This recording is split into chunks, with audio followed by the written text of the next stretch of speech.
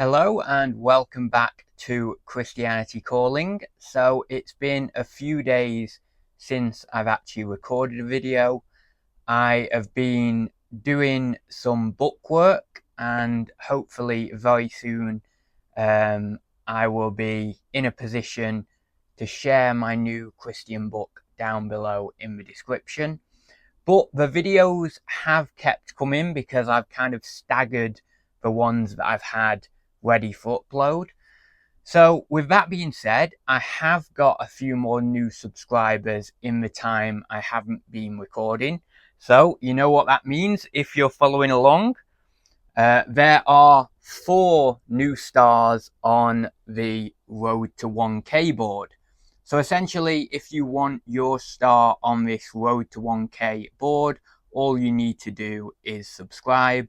If you want to kind of get a feel for the channel before you subscribe, then simply watch this video. If you like this video and you think, you know what, I'd like to see more of these videos, then obviously you can subscribe. And then next time, in the next video, I will share the additions to the board. So we're up to 15 stars now on the board, which is really cool. I got something like 4 new subscribers yesterday, which was incredible. I published one short and seemingly from that, some subscribers have come in. So thank you to all those who have subscribed. With that being said, let's get on with today's video, which is going to be about prayer life. So today's video is going to be building a consistent prayer life. Now, I did do a section on prayer life in one of my earlier videos. I think it was the Guide to Returning to Christianity video. So there are going to be overlapping themes in this video here. But the good thing about this one is it's a separate video on the channel where people can specifically go to concerning kind of building prayer and starting a prayer life. So with that being said, let's get straight on with the first point, which is going to be start simply and naturally. So, we don't want to be starting prayers, massively, like doing about 500 prayers a day and, doing all sorts of different prayers, all sorts of different variety. We're not really going to sustain that. That's something to slowly build up over time. It's not something to just start with and do, X number of prayers a day and continue in that way. Rather, what we could do is do one prayer and then, over time, we slowly add in the number of prayers we're doing each day. And then it feels a lot more natural. It feels a lot more easier. So in that kind of vein, I've got some points that I've noted down here. As I mentioned in that previous video, in the Return to Christianity video, it's a good idea if you're just starting your prayer life to simply start doing 1 or 2 informal prayers each day. And what I mean by informal prayers are, these are sort of unstructured prayers that are often done spontaneously, that you often see sort of Protestants doing online, and they'll just offer a prayer in the moment to God, and it'll be it's whatever you feel you need to pray about. It could be about other people in different countries. It could be about your family. It could be about something you feel you need in that particular moment. You might want to pray for strength or something like that. So just starting off very, very simply, very basically, that very initial, early, simple form of prayer. I've chosen that as kind of something to start with because it's very easy to access. You're not having to buy a prayer mat, or you're not having to kind of like schedule your day really meticulously to try and fit in certain structured prayers where you might do certain movements or prostration or supplication and stuff like that. The informal, kind of unstructured prayer done spontaneously is very, very easy to access. So I would say that for someone just starting out, just maybe offer that sort of prayer maybe just one a day or something, or two a day, just to start with, or even just when you remember, as just that real early initial starting point. And then from there, we can consider other things. So I've wrote here that once you've started this and you're familiar with that basic informal prayer, you can then consider your schedule, and you can consider starting or setting a proper prayer time. Now, this ought to be the same time each day, and there's a reason for that. It's simply just so it can more easily become a habit for you. If you do it at the same time every day, it's going to be regular, it's going to become a habit. You're going to know that that's the time you do it, you're going to set that time aside, and you're just going to do it. It's going to become regular. That's how it is for me with my prayers at the moment, my more formal or structured prayers. And obviously, I've just wrote here, this makes your prayer consistent. So moving first off from that simple, natural, easy, informal prayer to then moving into a slightly more structured prayer where you do it at a set time each day, that's going to be a natural progression as well. It's going to feel like you're moving from one stage to another stage. So it's not going to be something that's going to cause a lot of difficulty, or it's not going to be unsustainable in any way. You're not going to fall back on it, and you're not going to sort of slip out of it in any way. You're just going to naturally continue it. So that's point number one. Point number two, which is also the final point, is structured prayer and additional prayers. So I've wrote down here that once you've set that consistent prayer time, once you've moved from those initial early informal prayers to a structured, consistent prayer time, you could do the same prayer. So this is actually important. So this is something I do. I do the same prayer every night. Now, some people might think, isn't that a bit sort of structured or mechanical? I do have, at the end of my prayer, which I'll talk about in a minute, supplications. Now, supplications are, of course, spontaneous every day. They're different every day. That's simply at the end of your prayer where you're asking for certain things, or, you're asking about providing health for your family, or, you're providing prayers for other countries, or whatever it might be. It can be anything. So that is the more spontaneous, sort of unstructured, let's say, side of my prayer. But before that, as my actual full structured prayer, I do, a consistent set of words every night. Also, the beauty of that is you can memorize that. So you don't need to have an aid after a while. You know it in your mind, and then it comes to the certain time for your prayer, and then you just go and you do it. And it's brilliant. It's easy. It's lovely. So this could be the same prayer, and this could be something like the Our Father prayer, if you want to do sort of more biblical prayer in that way, or it can be some structured words of your own that obviously relate to Christianity, Christian principles, and all of that. You can have something in there about, Lord, allow me to do your will, not mine, that sort of stuff. Now, obviously, that could be in your own words or within your own prayer, but it's Christian focused, and that's important. So yeah, it can be anything like that, and there's loads of other prayers out there that you could actually look at online if you don't want to create your own sort of words in your prayer. And then what I've said here is, once you're kind of building up that prayer time, you've got that specific prayer that you do, and you're consistently doing it as well, you could actually add in movements or gestures or prostrations. So this is where you're adding into certain parts of the prayer, certain things that you do with it. So it could be hand on your heart at a certain point in the prayer. It could be hands clasped, like folded down by your lap there, or something at a certain point in the prayer. It could be certain at times for prostration and stuff like that during the prayer. This is something I do just because of the way my mind works, and I like that sort of more logical structure to my prayer. It is likely that I have a minor level of autism, although I've never been diagnosed. So it might just suit me in that way for some reason. You don't have to do it. Just do whatever suits you.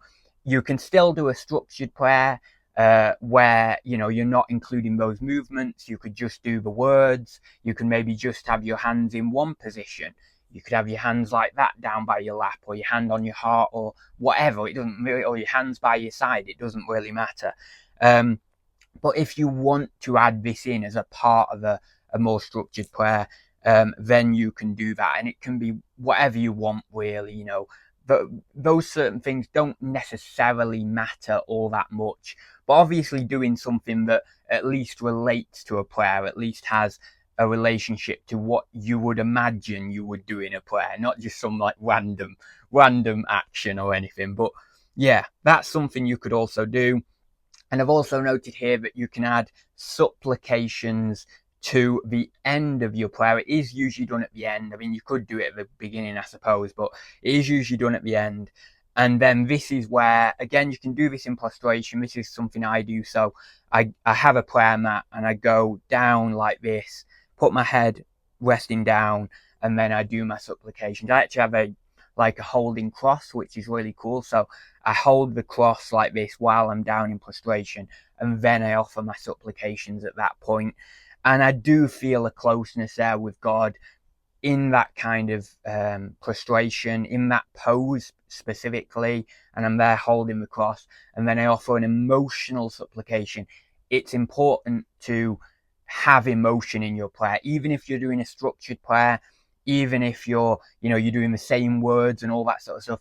Try not to let it get rational and objective and mechanical too much. You have that mechanical structured prayer there with the same words, but what is best to do is imbue that and fill those words with your present emotion for the Lord. So it's the two working together, you see. It's the orderedness and the emotional spontaneity working together to create a more full experience.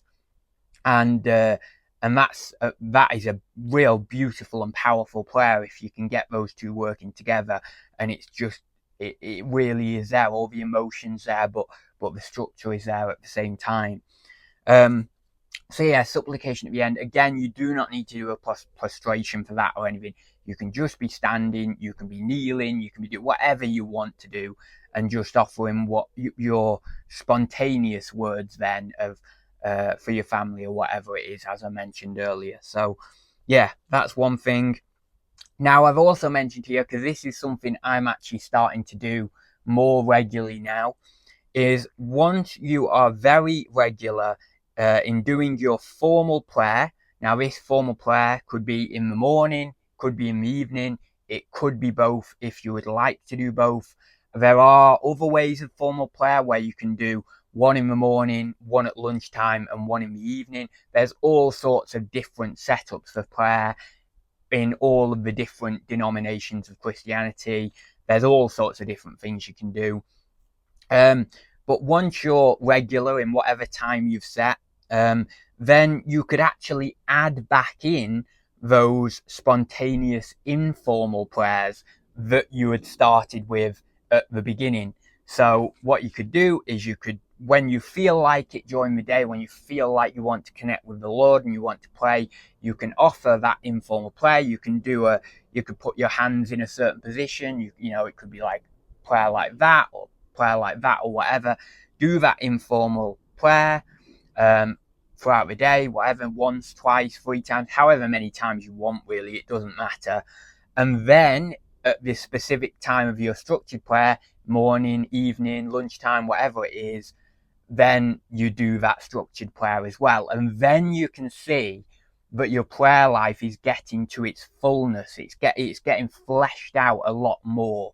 And then simply, when you're at that point, you can choose to nicely build on that as much as you want.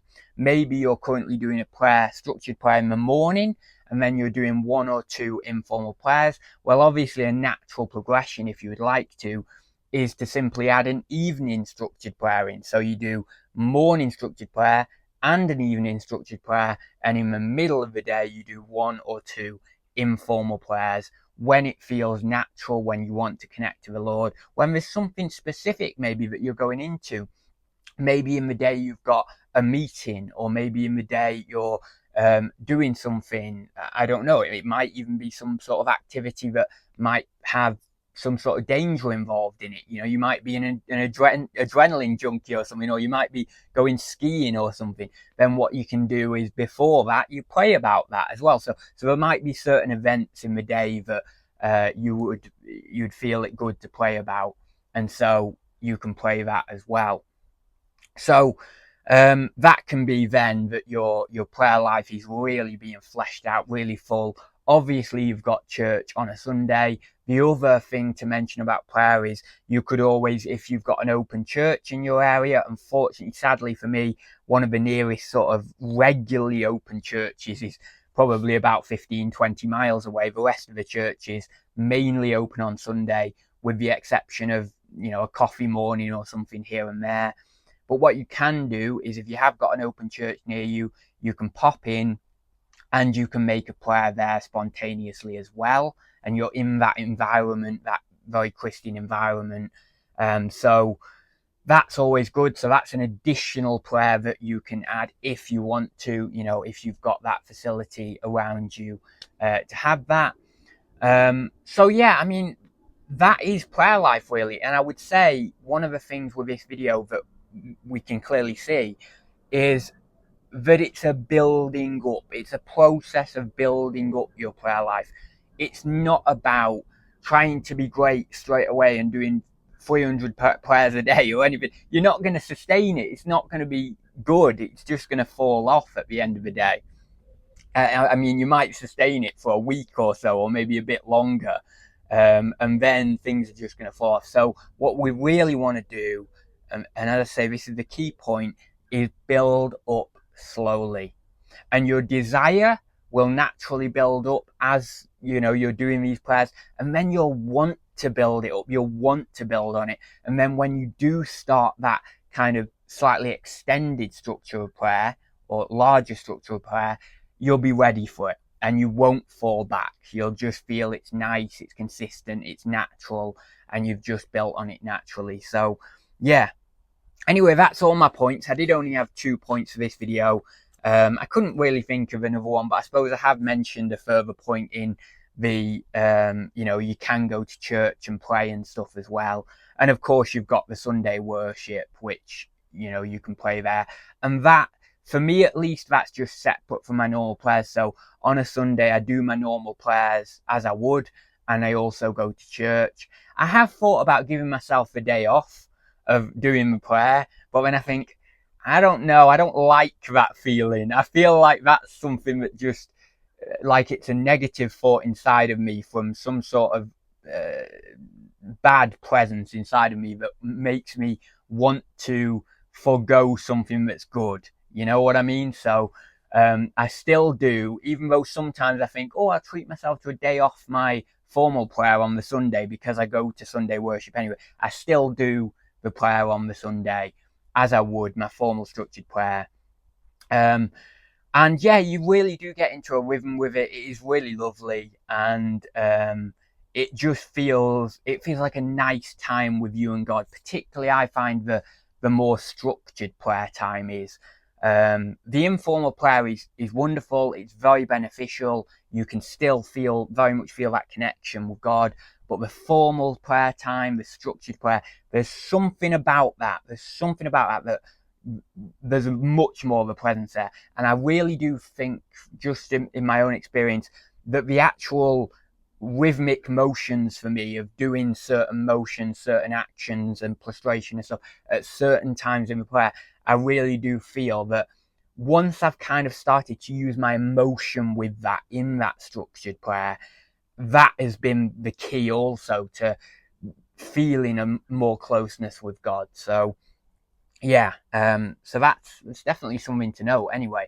But with that being said, I will leave it there, guys. Thank you very much for watching this video. I will be back with another video very soon. I've got to do some video planning. I've got to get some more ideas together and then write down some more plans for videos. But I will do that, and very soon we'll be back.